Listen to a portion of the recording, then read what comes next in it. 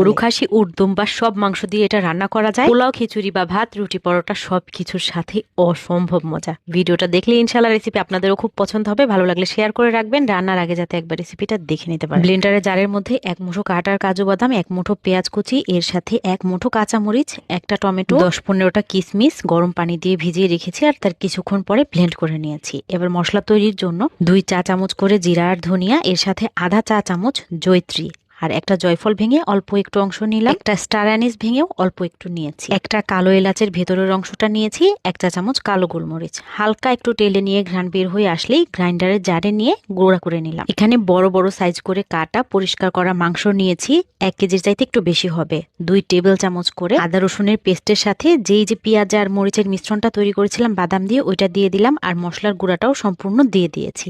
টক দই দিলাম এখানে 2 টেবিল চামচের মতো, স্বাদ মতো লবণ দিয়ে এখন খুব ভালোভাবে মশলার সাথে মাংস মেখে কমপক্ষে 1 ঘন্টার জন্য ম্যারিনেট করে এটা রাখতেই হবে। রান্নার জন্য তেলের সাথে অর্ধেক পরিমাণ ঘি এখানে লাগবে। দারচিনি, এলাচ, তেজপাতা, লবঙ্গ এগুলো দেওয়ার পরে পরিমাণ মতো একটু পেঁয়াজ কুচি দিয়ে বাদামি করে মোটামুটি বেরেস্তার মতো করেই ভেজে নিলাম, তাহলে রান্নার ঘ্রাণটা অনেক বেশি সুন্দর হবে। ভাজা হয়ে গেলে মাখানো মাংসটা সব মশলা সহ ঢেলে দিয়ে দিলাম। প্রথমে চুলার আঁচটা একদম বাড়িয়ে রেখে ঢাকনা দিয়ে ঢেকে রাখছি বলক এসে যাওয়া পর্যন্ত। বলক এসে গেলে ঢাকনা দিয়ে ঢেকে চুলার আঁচটা একটু কমিয়ে দিয়ে রান্না করছি আর রান্নার ফাঁকে ফাঁকে নেড়ে দিচ্ছি। যখন এরকম পানি বের হয়ে গেছে তখন চুলার আঁচটা একদম দমে দিয়ে দিয়েছি। দম আঁচে রান্না করেছি এরকম মাখা মাখা হওয়া পর্যন্ত।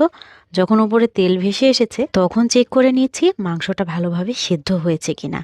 হ্যাঁ, একদম সেদ্ধ হয়ে গেছে। এভাবে মাংস রান্না করলে খুবই জুসি আর নরম হয়। স্বাদ মতো কিছু কাঁচামরিচ আর অল্প একটু ধনেপাতা কুচি দিয়েছি, এটা পছন্দ না করলে বাদও দিতে পারবেন, দিলে দেখতে সুন্দর লাগে তাই দিয়েছি। আর অল্প একটু ঘি দিয়ে মিনিট খানেক আবার একটু চুলায় রেখে তারপর নামিয়ে ফেলছি। এটা এত বেশি ঘ্রাণ দিচ্ছিল রান্নার সময়, সবাই খাওয়ার জন্য একদম আকাঙ্ক্ষা নিয়ে বসে আছে। এরকম ঝরঝরে বাসন্তী পোলাওয়ের সাথে এটা খেতে যে কি দারুণ লেগেছে এটা আসলে না খেলে বলে বোঝানো যাবে না।